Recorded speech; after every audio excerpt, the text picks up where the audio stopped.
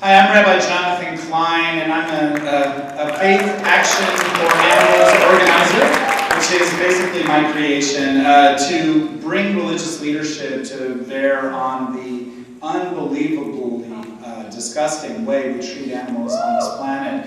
And I want to just frame this as saying that as faith-based organization, what we're trying to do is broaden, expand the circle of compassion for animals on this planet. We know that there are so many people who would be allies who have not figured out how to step into our universe. And we know that when we talk to religious leaders, when we talk to the right religious leaders, there are some who might be on the other side on this, but overwhelmingly the vision of the faith community is that you don't put personhood, there you go, pigs into gestation crates and leave them out of view of society and torment them so horrendously and enslave them and torture them and ultimately eat them.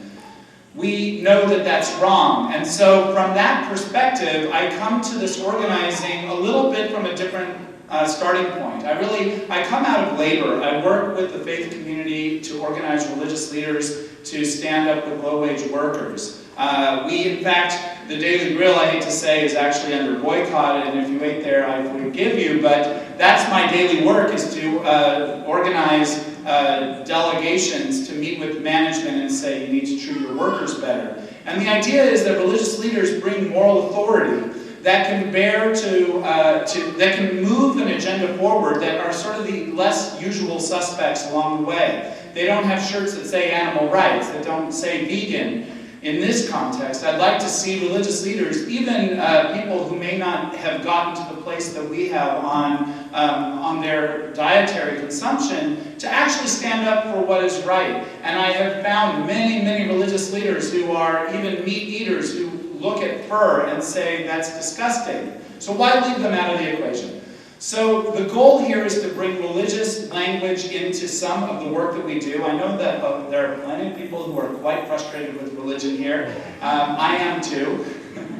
But be that as it may, why leave off all of the power that we have? So we have a particular campaign that we started last year having to do with chickens. And I think many of you are aware of the tradition in the Jewish community, in my community, in a very small subset of the Jewish community, to take a chicken in between Rosh Hashanah and Yom Kippur, the Jewish high holidays, wave it over one's head, and then cut its throat and theoretically give the dead animal to the poor for consumption. But in reality, in Los Angeles, as we very clearly saw from video footage and whatnot, they're getting thrown in dumpsters and being secretly dumped in trash or incinerator or whatever it is, and it's a really disgusting thing. The difference between this campaign and other campaigns is this religious overlay. It's a Jewish community concern. So how do we make sure that we fight back in a way that is authentic to the concerns of the Jewish community?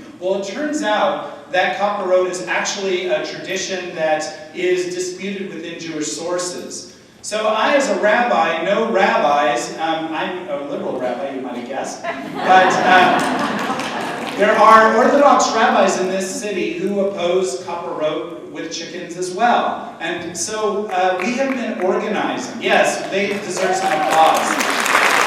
They stand up for what's right, and so can we. So last year, we experienced this on the streets of Los Angeles in the Pico Robertson area. It was an interesting culture clash of the animal rights activists and the Jewish community activists who were pushing for a compassionate version of Kapparot using coins instead. So since that unbelievable fight, and it received a front page article in the LA Times even, we have been organizing. And I really would love it if some of the folks that have been involved would just either stand up or wave. Rob, Curtis, and Corey at the podium. And Ronnie in the sky now. These are extraordinary leaders, and this is a team effort to really bring an end to this practice. And there is an effort on the East Coast, there's an effort here in Los Angeles, and I need to wrap up. I will say this, on September 28th, if we don't succeed, there will be the beginning of a season of 5,000 chickens being slaughtered in the Pico Robertson area.